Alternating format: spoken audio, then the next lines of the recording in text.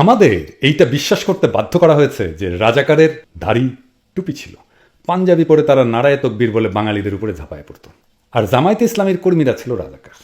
ঠিক কিনা বলেন? রাজাকার বললে তো এটাই আমাদের চোখে ভাসে ওঠে।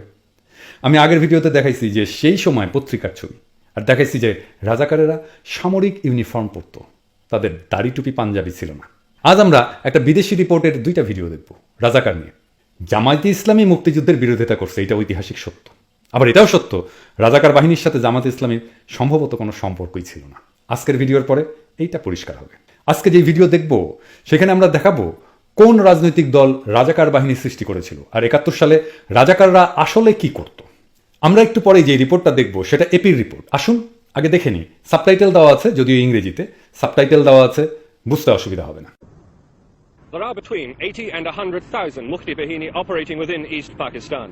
And in the last few months, they've blown up 165 bridges, large and small, have damaged 5 cargo boats, including one British boat from Calcutta, have sunk a 1,600-ton jute barge, and have blown up a power substation. And they have committed, in Dakar alone, 6 political assassinations every day. In order to fill the gap left by the army's evacuation to the border and to combat Mufti activities, the government has organised a paramilitary force called Razakars. The Razakars' main duties are roadblocks, often carried out with a great show of force, and sentry duties around the main government installations. Some recruits to the Razakars are students, but many come from the militant wing of the Muslim League, who were responsible for much of the murder and the burning of villages which followed March the 25th. They are all East Bengalis and are paid by the government direct. But no one knows just how loyal they would be to the government if that loyalty was ever under stress. আমরা এই রিপোর্টে কি দেখলাম? রাজাকার বাহিনী তৈরি করা হয়েছিল পাকিস্তানি সেনারা বর্ডারে যুদ্ধ করতে যাওয়ার পরে শূন্যস্থান পূরণ করার জন্য। তাদের কাজ ছিল রোড ব্লক করা, গুরুত্বপূর্ণ সরকারি স্থাপনা পাহারা দেয়া, আর মুক্তিবাহিনীকে মোকাবেলা করা। ইউনিফর্মটা কেমন ছিল দেখেন, খাকি পোশাক আর খয়েরি টুপি। এটাই ছিল প্রিডোমিনেন্টলি রাজাকারের চেহারা। তারা ছিল মুসলিম লীগের কর্মী, জামাতে ইসলামীর কর্মী না। তাহলে রাজাকার মানেই জামাতে ইসলামী কেন বলা হয়?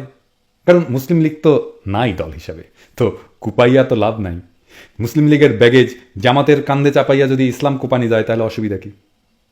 আচ্ছা, আরেকটা ইন্টারেস্টিং জিনিস দেখি। রাজাকারের কিন্তু শোল্ডার প্লেট ছিল, এই যে এইখানে থাকে না একটা পিতলের প্লেট। আসেন আরেকটা ক্লিপ দেখে শোল্ডার প্লেটে কি লেখা ছিল দেখেন।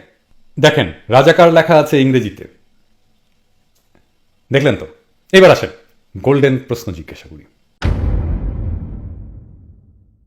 যারা মুক্তিযুদ্ধ করেছেন বলে দাবি করেন, নিজেদেরকে মুক্তিযোদ্ধা বলে দাবি করেন, তারা তো এই রাজাকারের সাথে ফাইট করেছেন, ঠিক না? অনেক রাজাকার নাকি মারছেন আপনারা। ইউনিফর্ম পরা রাজাকার দেখেন নাই, নাকি মুক্তিযুদ্ধটাই করেন নাই? এই ভিডিওতে তো প্রমাণ পেলেন 25শে মার্চের পরে হত্যা ও অগ্নিসংযোগের মতো অপরাধগুলো করছে মুসলিম লীগের কর্মীরা, মানে শেখ মুজিবের সাবেক দল আর কি। ওই হিসাবে আওয়ামী লীগের ভাসুর। Make sense. সেই জন্যই ওরা ভাসুরের নাম মুখে আনে না।